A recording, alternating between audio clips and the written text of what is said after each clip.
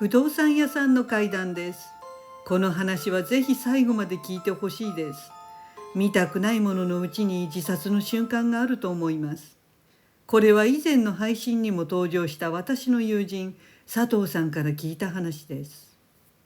それは彼女の職場の同僚の体験談からまず始まります。佐藤さんのその男性の同僚を Y さんとしますが、Y さんがまだ学生の時のことだそうです。ある日の通学中、Y さんがホームの中ほどでいつものように電車を待っていたそうです。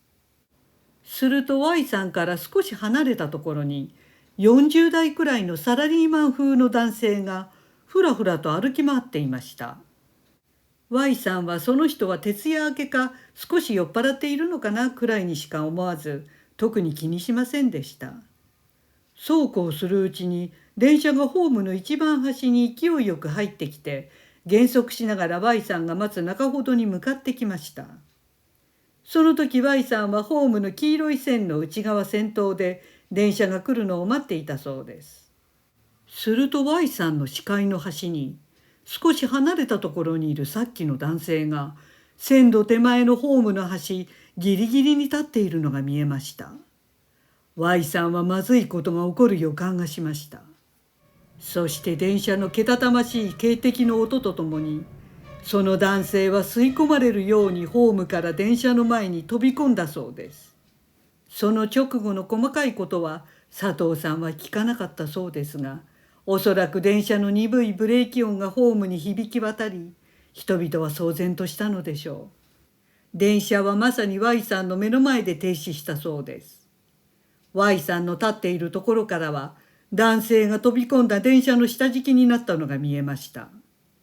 ただその男性の体はすっぽり電車の下に入り込み、見えなかったので生きているのか死んでいるのかわからなかったそうです。するとその電車の運転席の真下からその男性がずるっずるっと両腕で体を引きずってほふ前進するように這い出てきました。Y さんは、ああ、線路の中にうまく入って助かったんだ、と思ってほっとしたそうです。ところが次の瞬間、Y さんは自分の目を疑いました。這い出てきたのは男性の上半身だけで、下半身はバッサリ切断されてなかったそうです。男性の白いワイシャツはみるみる赤く染まっていきました。Y さんは今でもその映像がはっきり脳裏に残っており、トラウマになっているんだそうです。そして男性が本当に上半身だけでわずかな時間を生きていたのか、あるいは見てはいけないものを見てしまったのか、いまだにわからないということでした。佐藤さんはその話を聞き終わり、その男性は即死で間違いなく絶命していたはずで、Y さんは死の直後の霊体を見たのだろうと思いました。ただ霊感の強い佐藤さんはその時、まるでタイムスリップして当時の Y さんが見た現場にいたかのようにその映像が浮かんできたそうです。佐藤さんはしばらく背筋がゾクゾクし、不気味な話を聞いたなと思ったのですが、また仕事に戻り、そのことも帰宅する頃にはすっかり忘れていました。その日の夜です。佐藤さんは11時ごろに2階の寝室のベッドに入り、そしてしばらく本を読んでいたそうです。佐藤さんは寝るときはいつも寝室のドアを少しだけ開けていました。小1時間ぐらい経った頃でした。佐藤さんはなんとなく部屋の空気が重苦しく変わったような気がしました。そしてその少し開いたドアの向こうにふと人の気配を感じたそうです。するとそのドアの隙間の上の方から明らかに誰かが覗き込んでいるのが分かりました。佐藤さんは血の気が引いていくのを感じたそうです。ドアの一番上の高さから横向きで顔を出し佐藤さんを覗き込んでいるのでした。霊感のある佐藤さんはすぐそれは生きた人ではない死んだ人の霊だと分かりました。そして直感的にその霊は昼間に Y さんから聞いたあの飛び込み自殺をした男性の霊だと思ったそうです。私はこの話を佐藤さんから聞いたとき、何度もそれは本当にその電車に飛び込んだ男性の霊だったのか確認しました。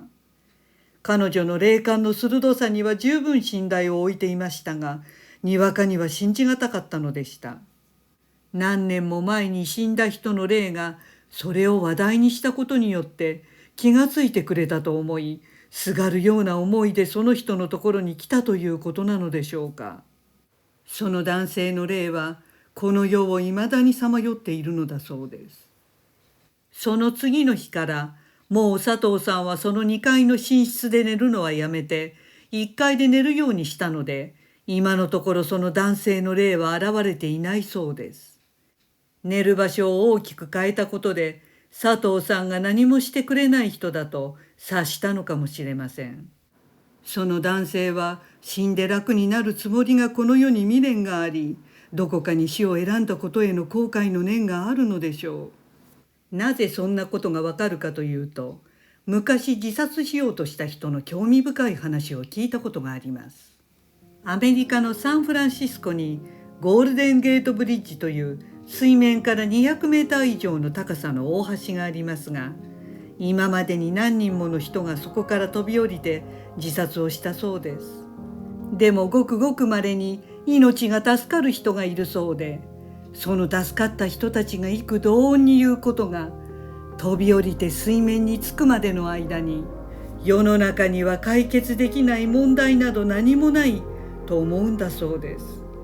病気で安楽死を選ぶ人は別ですが、きっと自殺者の多くは死を選んだことに後悔しながら亡くなるのでしょうね。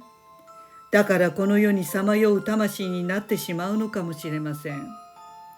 ご視聴ありがとうございました。よろしければチャンネル登録お願いします。